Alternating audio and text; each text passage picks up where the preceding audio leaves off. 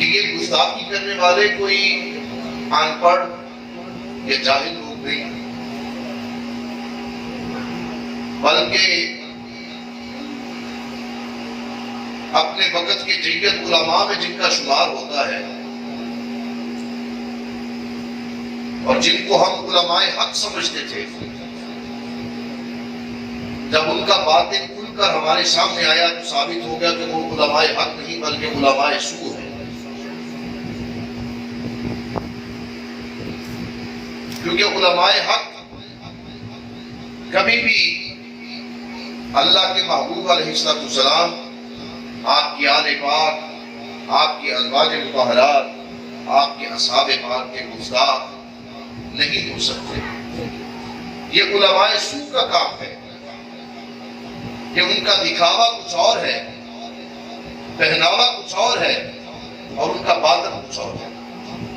Doctor Asghar صاحب آگے تشریف لے ہیں، کرسی کی پرچھائی کے پیچھے چھپے ہوئے ہیں، کچھ سمجھ نہیں آ رہی آپ۔ میں نے گفتگو کی ابتدا میں عرض کیا کہ حالات کے پیش نظر پچھلے دنوں میں سیدہ النساء العالمین حضرت سیدہ طیبہ طاہرہ رادیہ مرضیہ راقیہ عفیفہ کائنات عتیقہ کائنات محبوبہ کائنات، سبحان اللہ،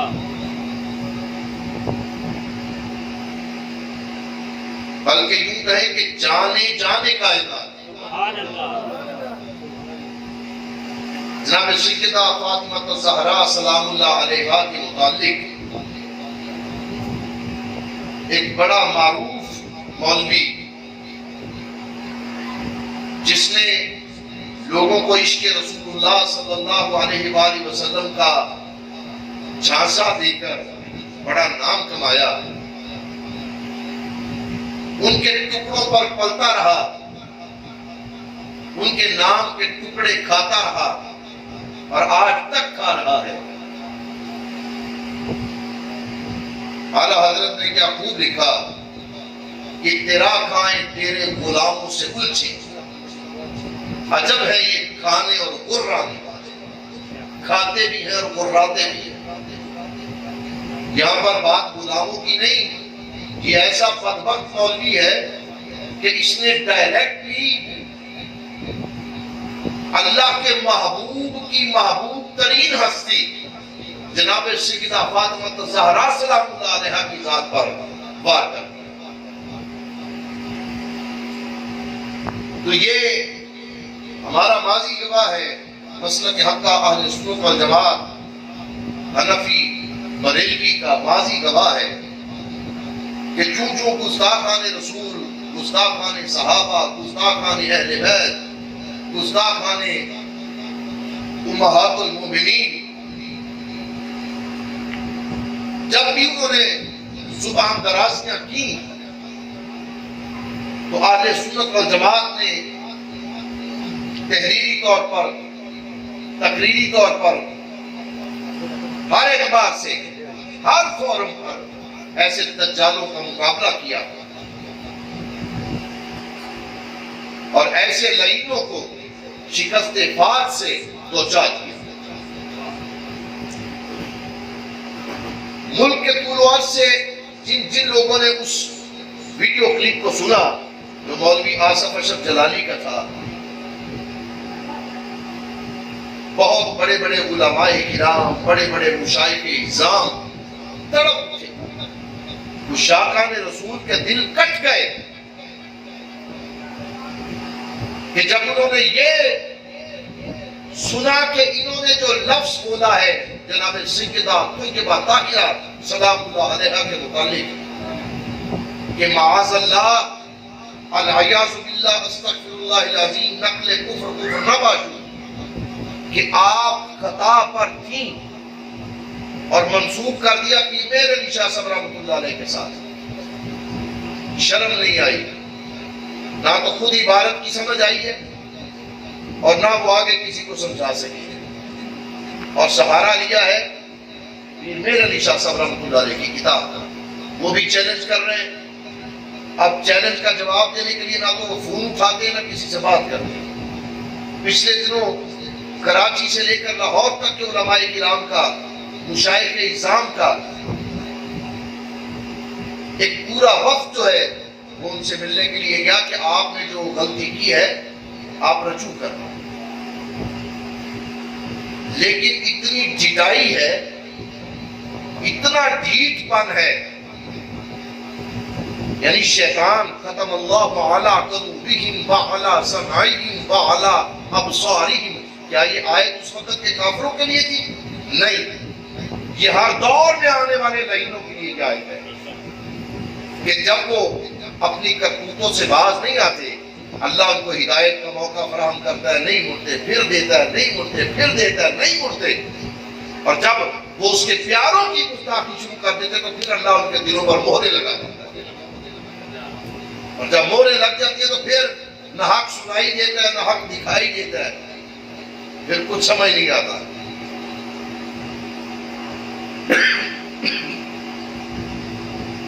اس لیے مجھے دوستوں کا اصرار تھا کہ پروگرام کیا جائے, تو میں نے کہا کہ آج کی اس محفل کو جناب سیدہ کے نام نامی اس میں گرامی سے منسوخ کر دیا جائے.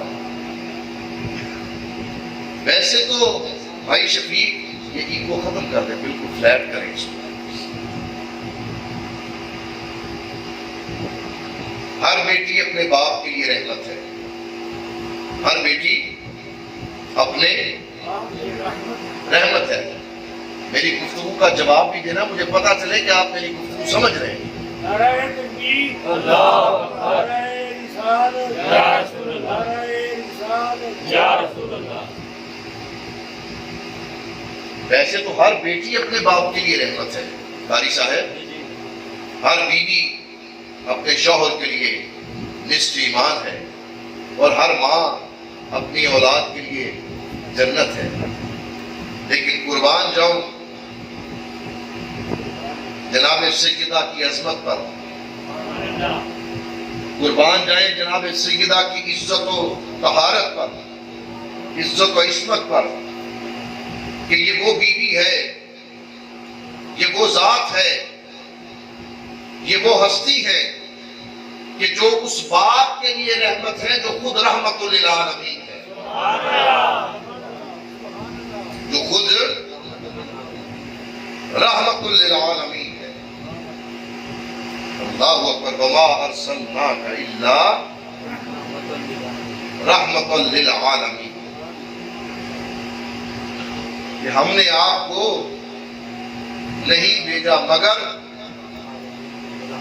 عالمین کے لیے رحمت. یہ بیٹی اس باپ کے لیے رحمت ہے کہ جو خود رحمت للعالمین ہے. ویسے تو ہر بیٹی اپنے باپ کے لیے رحمت ہے, لیکن جناب سیدہ اس باپ کے لیے رحمت ہے جو خود کائنات کا ذرہ ذرہ جن کی رحمت کا محتاج ہے. کہ ذا رحمت للعالمین, اگر نحوی اعتبار سے اس کے معنی کے ترجمے شروع کر دیے جائے نا مولانا صاحب, تو رات گزر جائے گی آپ کو, اور ہر اعتبار سے پتہ چل جائے گا کہ اللہ نے اس آیہ کریمہ میں واضح کر دیا وما ارسلناک الا رحمت للعالمین. لوگو وہ جو میری رحمت کے بارے میں تم نے سنا ہے نا کہ سبقت رحمتی علی غضبی, کہ میری رحمت میرے غضب پر سبقت لے گئی, اور سن رکھا ہے نا تم نے کہ رب کی رحمت اس کے غضب سے بڑی ہے, بڑا رحمت والا ہے, بڑا رحیم ہے, بڑا کریم ہے.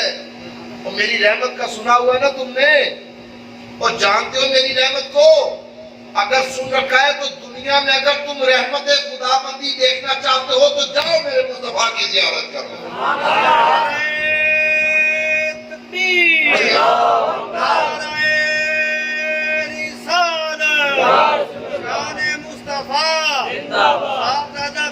سید شاداب الحسن شاہ صاحب آستانہ عالیہ ساتھ کا بادشاہ.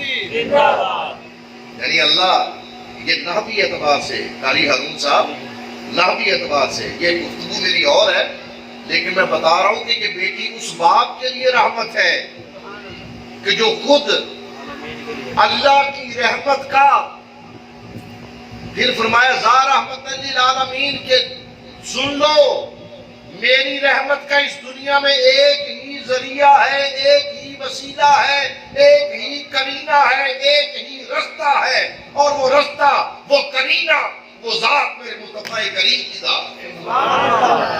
اگر تم سمجھو کہ رحمت خدا بندی کہیں اور سے مل جائے گی تو تصور ہی ممکن نہیں۔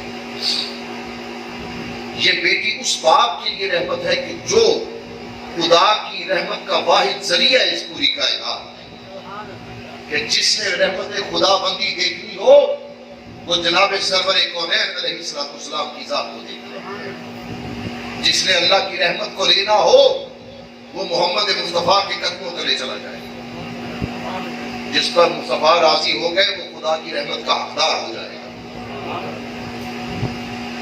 اور پھر ہر بیوی اپنے شوہر کے لیے نصف ایمان ہے یا نہیں ہے؟ لیکن یہ بیوی، یہ ذات مقدس اس شوہر کے لیے نصف ایمان ہے کہ جو بذات خود کل ایمان ہے۔ جناب مولا کائنات حضرت شیر خدا جناب سیدنا علی کرم اللہ تعالی وجہ الکریم فرمایا کہ آج کل ایمان کل کفر کے مقابلے پر جا رہا ہے۔ اس نے فرمایا، رسول رحمت نے فرمایا۔ اور کل ایمان کس کو کہا؟ جناب مولا کائنات علی کرم اللہ تعالی وجہ الکریم کو کہا کہ آج کل ایمان کل کفر کے مقابلے پر جا رہا ہے۔ اور یہ بیوی اس شوہر کے لیے نصف ایمان ہے کہ جو خود کل ایمان ہے،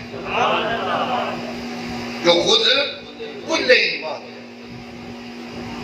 پھر ہر ماں اپنی اولاد کے لیے جنت ہے، اور اس بیوی کی عظمت اور عصمت دیکھیے کہ جناب سیدہ ان بیٹوں کے لیے جنت ہے کہ جو خود سیدہ شباب اہل الجنہ، کہ جو خود جنت کے نوجوانوں کے سردار ہیں۔ کوئی ترازو ہے جو تول سکے اس عظمت کو؟ ڈاکٹر صاحب کوئی ترازو ہے؟ سرور کونین علیہ السلام نے فرمایا کہ ساری دنیا ایک طرف ہو جائے اور علی ایک طرف ہو تو دنیا کو چھوڑ دینا، سب کو چھوڑ دینا، علی کو نہ چھوڑنا، کیونکہ علی تمہیں گمراہ نہیں ہونے دیں گے۔ ایسے ہی ہاں نبی محتشم علیہ السلام 3 دن مدینہ طیبہ سے خاموشی سے آپ نکلے اور ایک غار میں چلے گئے۔ 3 دن مدینہ طیبہ کے لوگ ڈھونڈتے رہے، عاشق تھے، صحابہ تھے، غلام تھے، سراسیمگی کا عالم، بھوک کا عالم، پریشانی کا عالم، دیوانہ بار، مستانہ بار، پروانہ بار، ٹکرے مار رہے ہیں، رو رہے ہیں، کرا رہے ہیں کہ سرکار کدھر چلے گئے۔ صحابہ کے جھنڈ مختلف ٹولیوں کی صورت میں، کوئی ادھر کوئی ادھر کوئی ادھر، سرکار علیہ السلام کو ڈھونڈنے کے لیے نکلتے ہیں۔ صحابہ کا ایک قافلہ چلتا چلتا ایک میدان سے ایک وادی میں پہنچتا ہے، سامنے ایک پہاڑی ہوتی ہے، لیکن وہ جو میدان ہے اس کا، وہاں پر ایک چرواہا اپنی بکریاں چلا رہا ہے۔ ان سے پوچھا کہ کیا تم نے ہمارے آقا کو دیکھا ہے، جن کی واللیل کی زلفیں ہیں، والضحا کا مکھڑا ہے، علم نشرح کا سینہ ہے، ما ذاق البصر ہے، ما ذاق کی آنکھیں ہیں، یاسین کا صحرا ہے، کیا ان کو تم نے دیکھا ہے کہ جن کو خدا نے زمانے کے لیے رحمت بنا کر بھیجا ہے؟ اس نے کہا میں اتنا لمبا چوڑا تعارف تو نہیں جانتا، میں اتنا جانتا ہوں کہ وہ اوپر غار میں ایک شخص بیٹھا ہے اور وہ اتنی شدت سے روتے ہیں کہ جس دن سے وہ رو رہے ہیں میری بکریوں نے کھانا پینا چھوڑ دیا ہے۔ لگتا ہے کہ آسمان بھی رو رہا ہے اور زمین بھی رو رہی ہے، پتھر بھی رو رہے ہیں، شجر بھی رو رہے ہیں، حجر بھی رو رہے ہیں۔ جب رونے کی بات سنی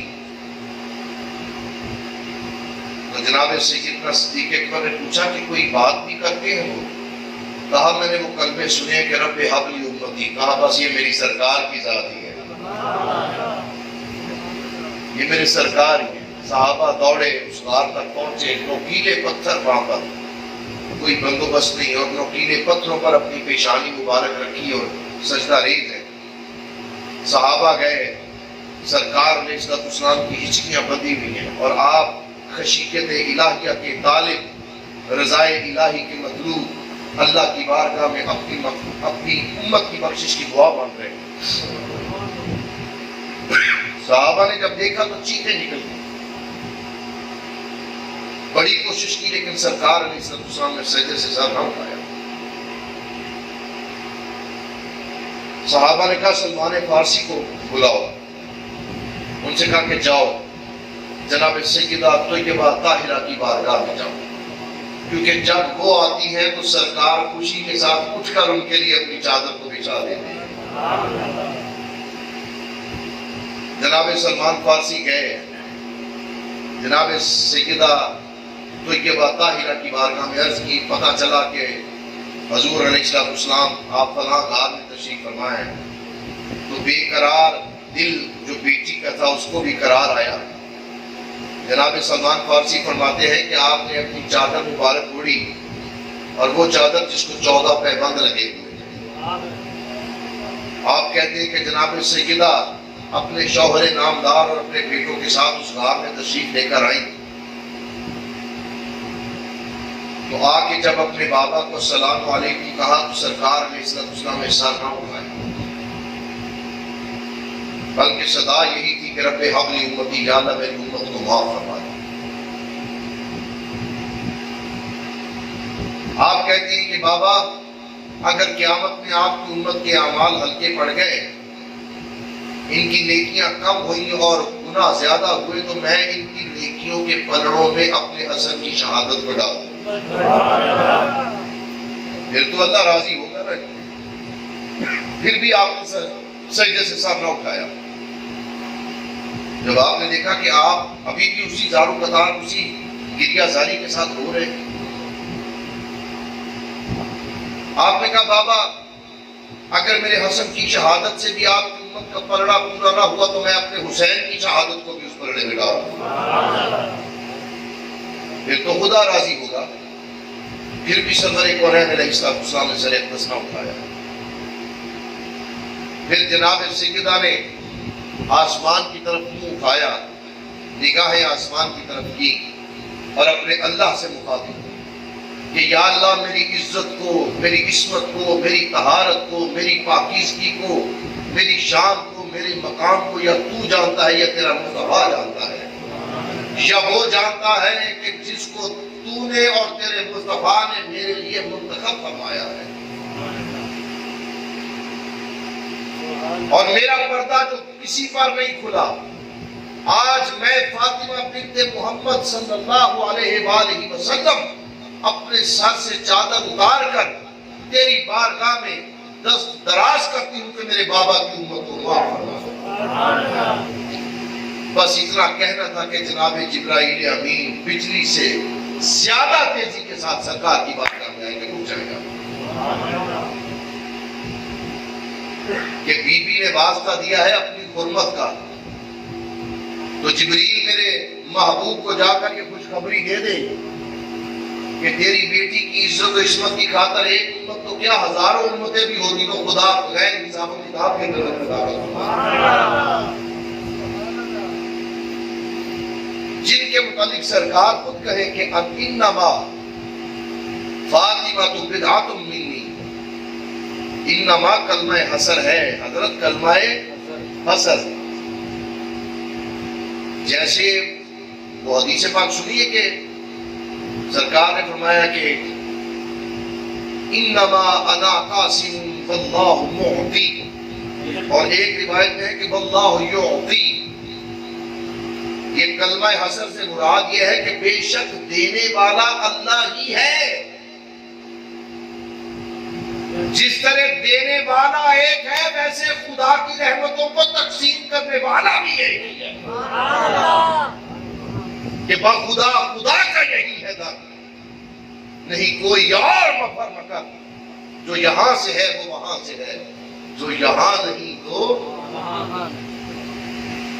وَلَوْ أَنَّهُمْ إِذْ ظَلَمُوا أَنفُسَهُمْ جَاءُوكَ فَاسْتَغْفَرُوا اللَّهَ وَاسْتَغْفَرَ لَهُمُ الرَّسُولُ لَوَجَدُوا اللَّهَ تَوَّابًا رَحِيمًا،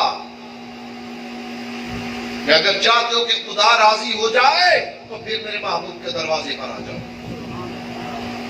وہ کلمہ حسر کہ دنیا میں خدا کی رحمتوں کی، برکتوں کی، عزتوں کی، بلندیوں کی، رزق کی، اولاد کی تقسیم کا ایک ہی ذریعہ ہے، اور وہ قاسم فقط سرکار دو عالم حضرت محمد مصطفیٰ کی ذات ہے۔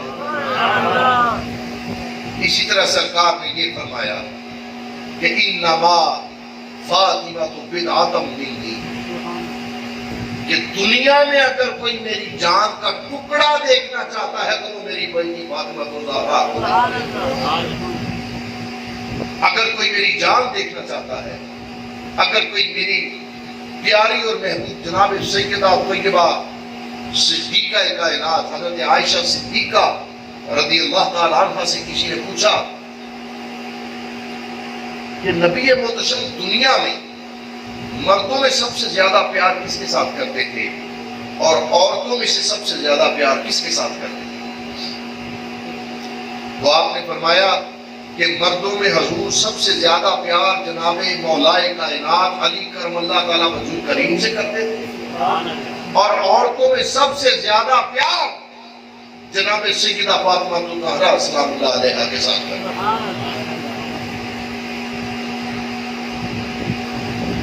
یعنی یہ ہستیاں سرکار کو محبوب ترین ہستیاں تھیں،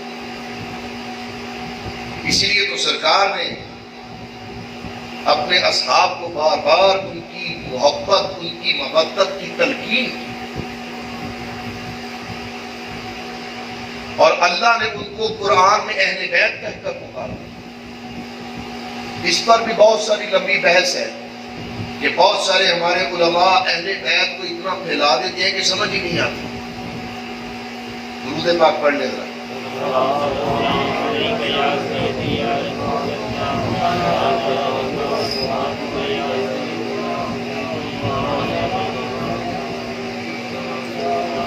لیکن میں آپ کے سامنے حضور علیہ السلام کی حدیث پاک کہ عن انس بن مالک رضی اللہ تعالیٰ عنہ عن رسول اللہ صلی اللہ علیہ وآلہ وسلم قال يمر بباب فاطمة ستة أشهر إذا خرج إلى صلاة الفجر يقول الصلاة يا أهل البيت إنما يريد الله ليذهب عنكم الرجس أهل البيت ويطهركم تطهيرا۔ یعنی روایت کرتے ہیں حضرت انس بن مالک رضی اللہ تعالیٰ عنہ، یہ ترمذی شریف الجامع الصحیح جلد 5 صفحہ 352 اور حدیث نمبر 3206، مسند احمد بن حنبل جلد 3 صفحہ 259 اور حدیث نمبر 285، فضائل الصحابہ میں یہ بھی جناب امام احمد بن حنبل کی تحریر کرتا ہے، اس میں جلد 2 صفحہ 761 اور حدیث نمبر 1340 اور 1341، ابن ابی شیبہ المصنف میں لکھتے ہیں جلد 6 صفحہ 388 اور حدیث پاک کا نمبر ہے 32272۔ اس طرح بہت ساری اور روایات، اور بخاری نے الکمی صفحہ 25 اور 205 نمبر ہے اس کا، ابو الحمراء سے اس حدیث پاک کو روایت کیا ہے کہ جس میں آپ صلی اللہ علیہ وسلم اس حدیث پاک میں جو عمل بتایا گیا ہے وہ 9 ماہ تک کا بتایا گیا۔ اب وہ سنیے کہ 9 ماہ تک سرکار کیا کرتے رہے، سرکار 9 مہینے تک کیا کرتے رہے، ذرا توجہ فرمائیں۔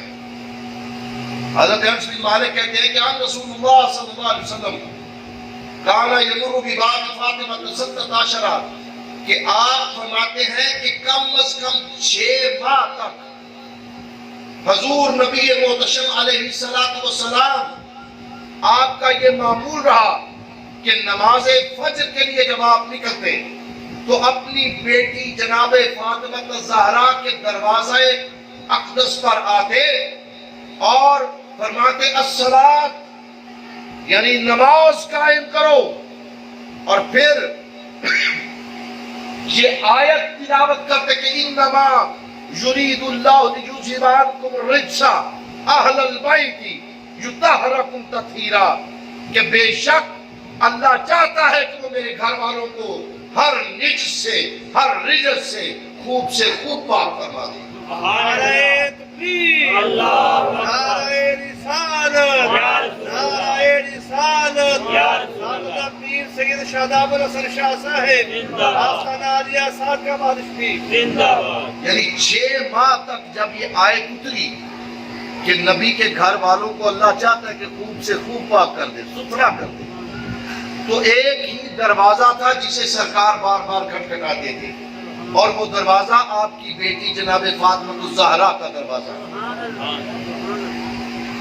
اس کی روایت حضرت انس بن مالک نے کی۔ آگے عن ابی سعید الخدری رضی اللہ تعالیٰ عنہ فی قولہ انما یرید اللہ لیذھب عنکم الرجس اہل البیت، پوری آیت قالا نزلت فی خمسۃ فی رسول اللہ صلی اللہ علیہ وآلہ وسلم وعلی وفاطمہ والحسن والحسین سلام اللہ علیہ اجمعین۔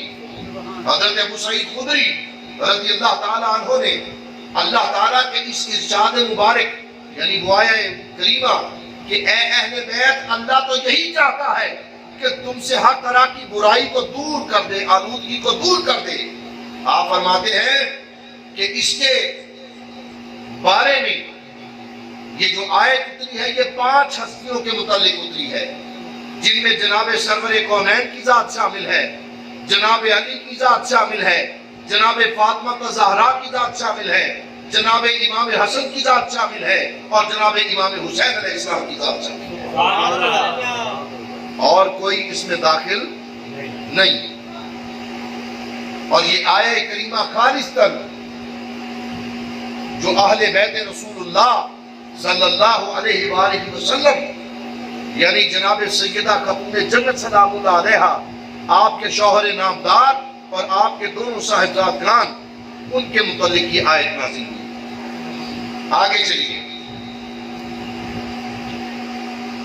اب یہ حضرت صفیہ بنت شیبہ وہ روایت کرتی ہے، قالت عائشہ رضی اللہ، حضرت عائشہ صدیقہ رضی اللہ تعالیٰ عنہ کے حوالے سے رضی اللہ عنہ، خرج النبی صلی اللہ علیہ وسلم غداة وعلیہ مرقع مرحل من شعر اسود فجاء الحسن حسن بن علی رضی اللہ عنہما فادخله ثم جاء الحسین فادخله معه ثم جاءت فاطمة رضی اللہ عنہ فادخلها ثم جاء علی رضی اللہ عنہ فادخله ثم قال انما يريد الله ليذهب عنكم الرجس اہل البیت ویطہرکم تطہیرا۔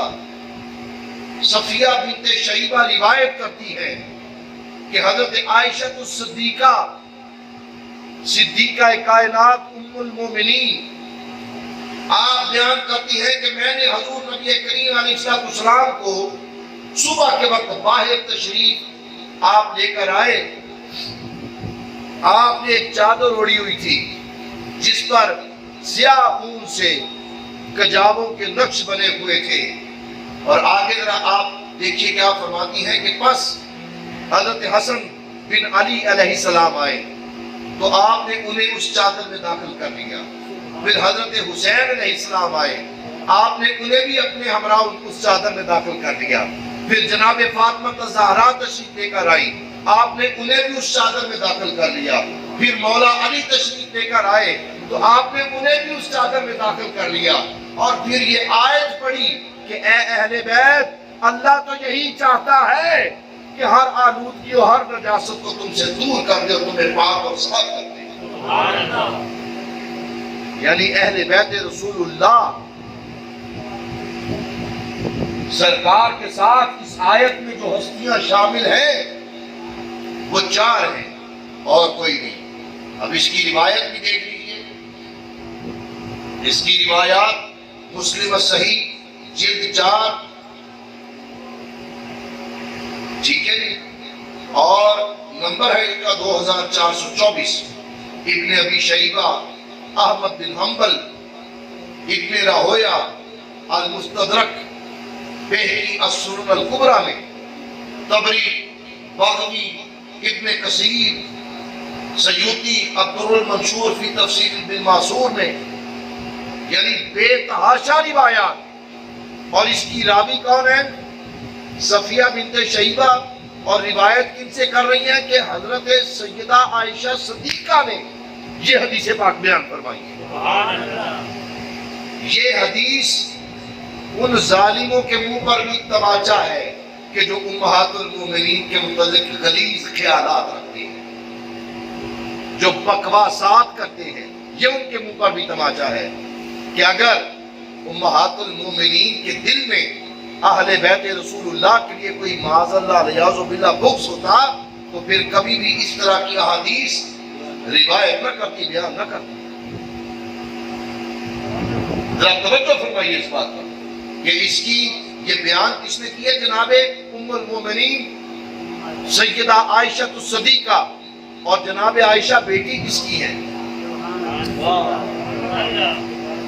جناب عائشہ بیٹی کس کی ہے؟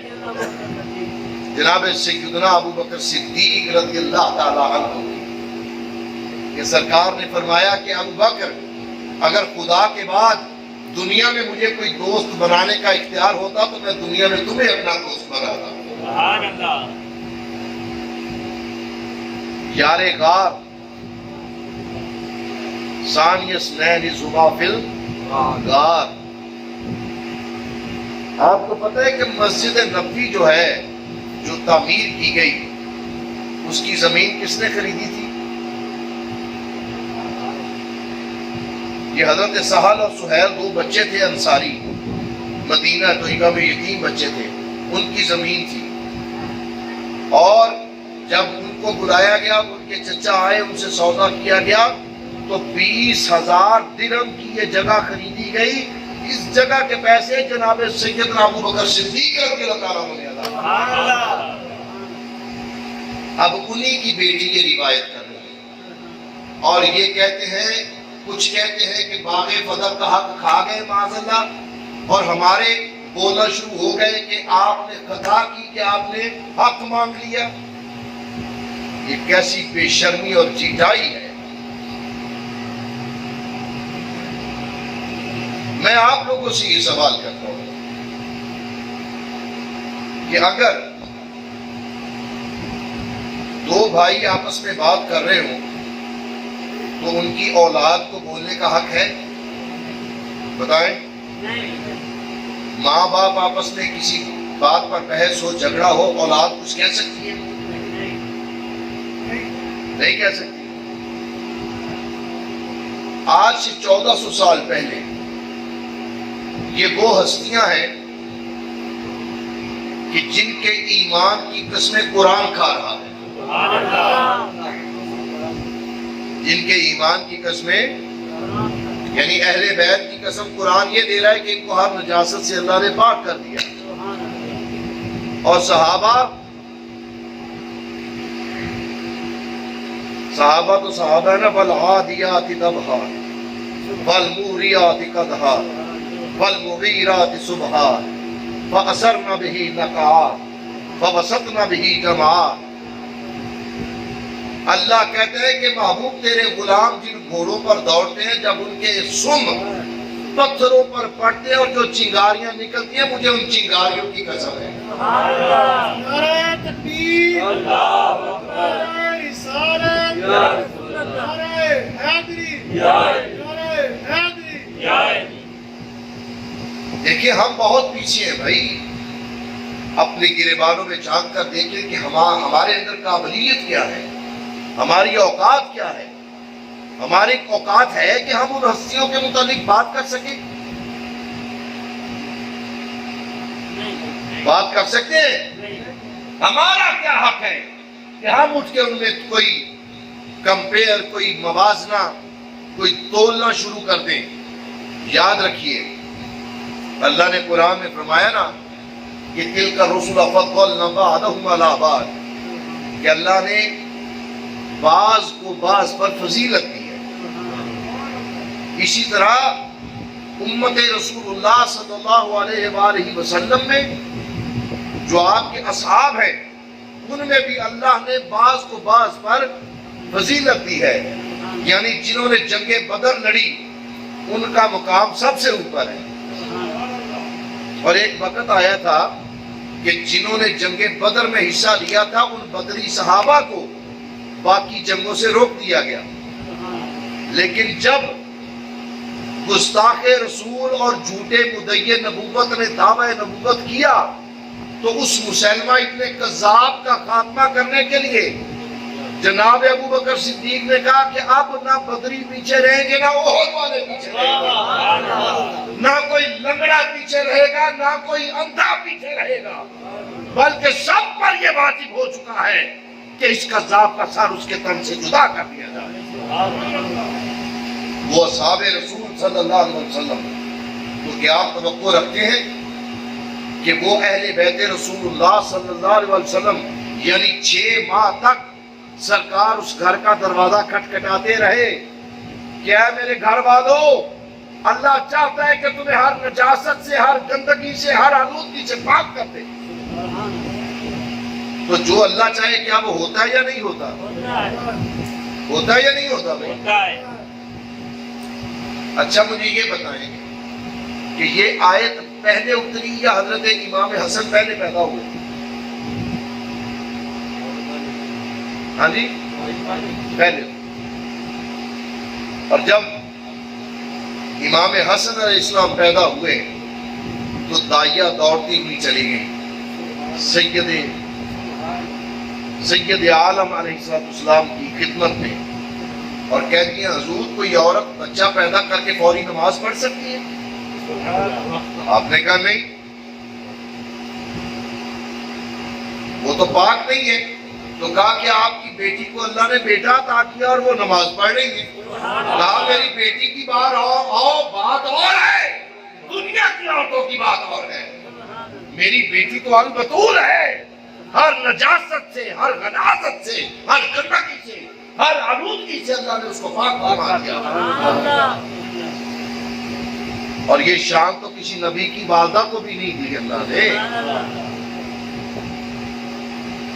ٹھیک ہے، یہ کسی اور کو یہ شان میسر نہیں آئی جو اللہ نے جناب سیدہ کائنات سلام اللہ علیہ کو عطا فرمائی.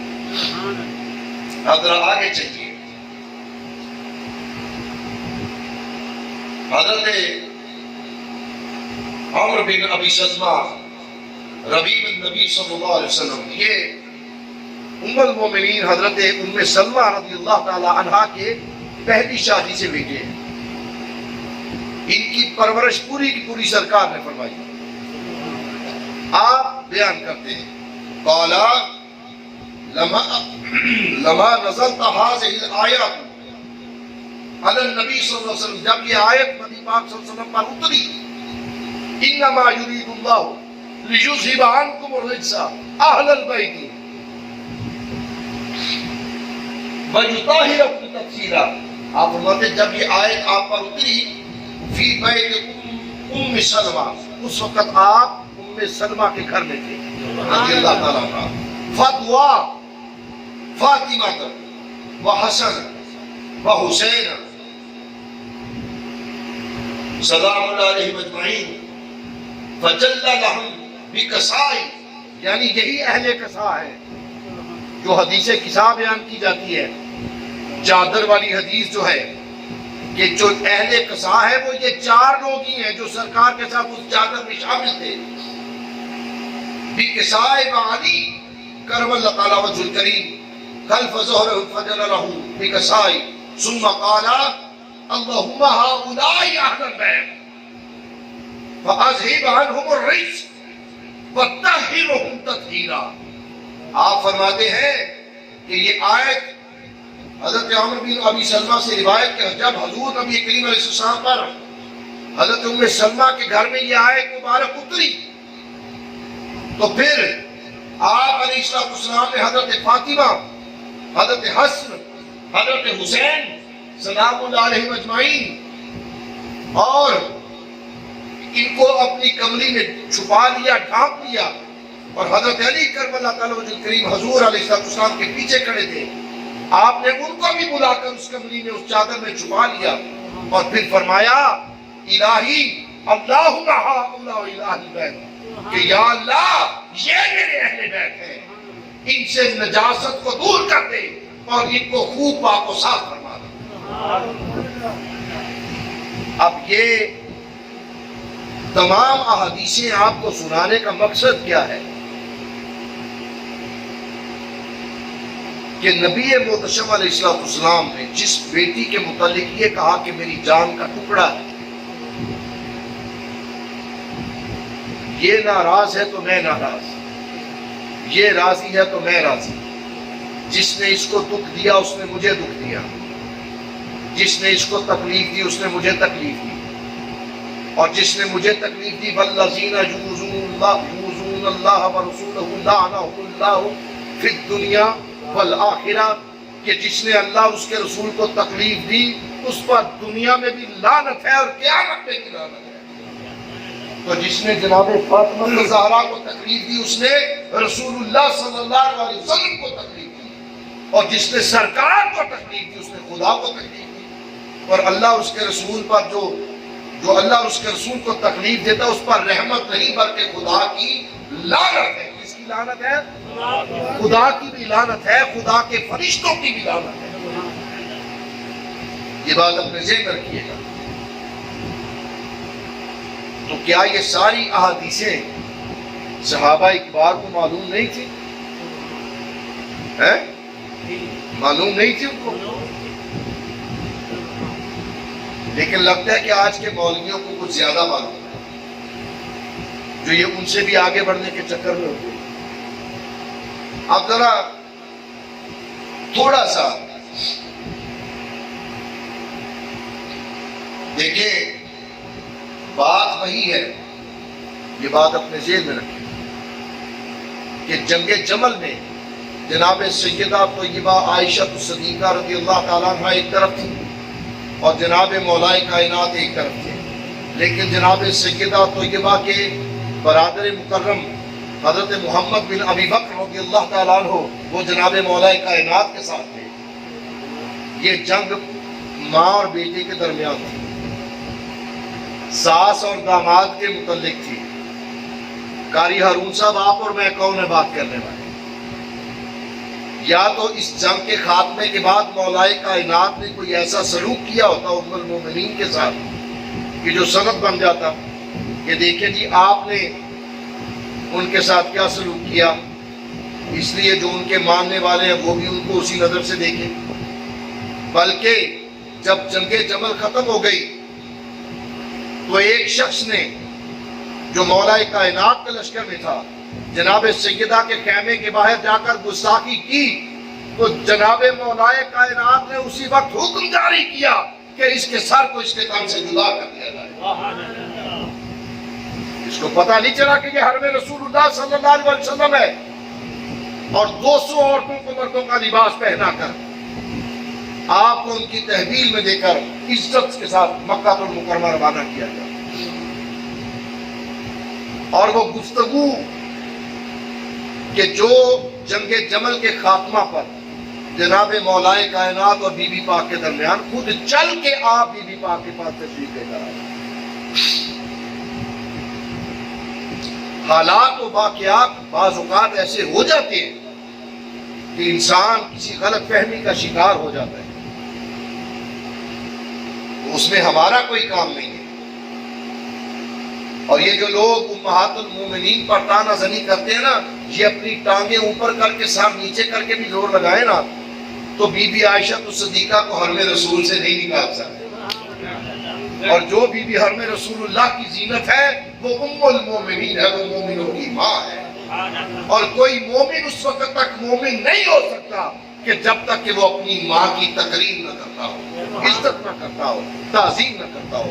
ماں کا بے ادب مومن نہیں ہو سکتا. تو لہذا ہمارا کوئی کام نہیں ہے کہ ہم صحابہ کے درمیان اور اہل بیت کے درمیان کوئی کمپیریزن، کوئی مقابلہ، کوئی پلڑا کو تولنا شروع کر دیں کہ اس کی شان زیادہ ہے یا اس کی. اصحاب اصحاب ہیں، اہل بیت اہل بیت ہیں. لیکن یاد رکھیں یہ جو باغ فتح والا معاملہ ہے، اس میں جناب سیدہ اپنی سوچ کے ساتھ بات انہوں نے کی، جناب سیدنا ابو بکر صدیق رضی اللہ تعالیٰ عنہ نے اپنی سوچ کے ساتھ بات کی. اور ہم ان دونوں کو حق پر مانتے ہیں. ہم ان دونوں کو، یہ جو لوگ ہیں نا اس سے آگے روایت نہیں کرتے. باغ فتح والا معاملہ ہونے کے بعد جناب ابو بکر رضی اللہ تعالیٰ عنہ در دولت زہرا سلام اللہ علیہ پر پہنچے. دروازہ کھٹکھٹایا اور جناب اذانیں شروع ہو گئی. میں بات ختم کروں اور گفتگو ختم کرے اور پھر نماز پڑھتے ہیں. جناب سیدہ طیبہ طاہرہ کا دروازہ کھٹکھٹا کے جناب علی تشریف لے کر آئے. جا کر بتایا کہ ابو بکر آپ سے ملنے آئے، اجازت ہے تو بلاؤں؟ تو آپ نے فرمایا جیسے آپ کی مرضی. اور جناب مولائے کائنات نے اپنی مرضی کا اظہار کیا کہ آپ بلا لیں ان کو. ان کو بلایا گیا اور آپ گھر گئے. کہا بی بی میں نوکر، میری اولاد نوکر، میرا گھر آپ کا، میرا بار آپ کا، میری جائیداد آپ کی، میری جان آپ کی، میرا سب کچھ آپ کے قدموں پر قربان ہے. آپ اس معاملے میں کسی قسم کی کوئی بات اپنے دل میں مت لائیے. اور وہ تو صدر کونین کی بیٹی تھی. ان کے ایمان کا کون تصور کر سکتا ہے، جبکہ ایک عام مومن کی شان یہ ہے کہ وہ 3 دن سے زیادہ کسی سے ناراض نہیں رہتا. تو کیا بی بی ناراض ہوئی ہوں گی؟ ان مسائل کے متعلق یہ ضروریات دین نہیں ہے. جناب ابو طالب کا ایمان ضروریات دین میں سے نہیں ہے. باغ فتح کا مسئلہ ضروریات دین میں سے نہیں ہے. ضروریات دین میں سے اگر کوئی چیز ہے تو وہ اللہ کو خدا ماننا، رسول خدا کو اللہ کا محبوب رسول ماننا، آپ کی عزت و تکریم میں اپنی جان کا نذرانہ پیش کرنا، آپ کی ازواج کی عزت، آپ کے اہل بیت کی عزت، آپ کے اصحاب کی عزت، آپ کے اولیاء کی عزت، یہ ضروریات دین ہے. ان چیزوں کی آڑ میں آپ دین میں بدامنی اور انتشار پھیلانے کی کوشش نہ کریں، بلکہ روکیں ہر اس عمل کو کہ جو صحابہ کبار، اہل بیت اطہار یا امہات المومنین کے خلاف کوئی کسی قسم کی بات کرنے کی کوشش کریں. باقی گفتگو کا خلاصہ یہی ہے کہ انما فاطمہ تو بدعۃ منی، کہ بے شک فاطمہ میری جان کا ٹکڑا ہے. فاطمہ میری، جس نے فاطمہ کو راضی کیا اس نے مجھے راضی کیا، جس نے فاطمہ کو ناراض کیا اس نے مجھے ناراض کیا. تو سمجھ لیجئے کہ جس پر بی بی راضی ہو جائے اس پر خدا راضی ہو جاتا ہے، اور جس سے بی بی ناراض ہو جائے اس پر خدا ناراض ہو جاتا ہے. اللہ رب العزت مجھے بھی اور آپ کو بھی اہل بیت اطہار کی غلامی، اصحابہ اکبار کی غلامی، ازواج مطہرات کی غلامی میں اپنی زندگی بسر کرنے کی توفیق عطا فرمائے. وآخر دعوانا ان الحمد للہ رب العالمین.